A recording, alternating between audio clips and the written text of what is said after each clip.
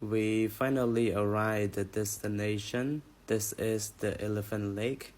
There are 4 statues, 3 lions, and 1 elephant. The reason why people call this Elephant Lake because there is a lake in front of the statues.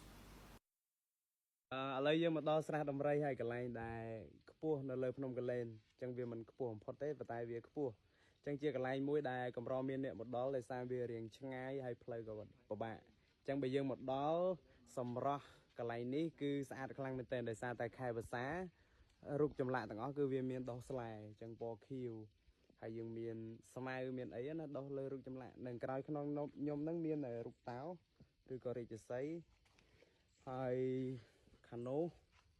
គឺរូបចម្លាក់ដំរីអញ្ចឹងក៏សាងយូរហើយអញ្ចឹងកន្លែងនេះគេហៅថាស្រះដំរីដោយសារតែវាមានរូបចម្លាក់ដំរីនៅក្រោយរូបនឹងធំទាំងអស់គ្នាអញ្ចឹងបើយើងមើលក្នុងរូបអញ្ចឹងរៀងឃើញតូចទេ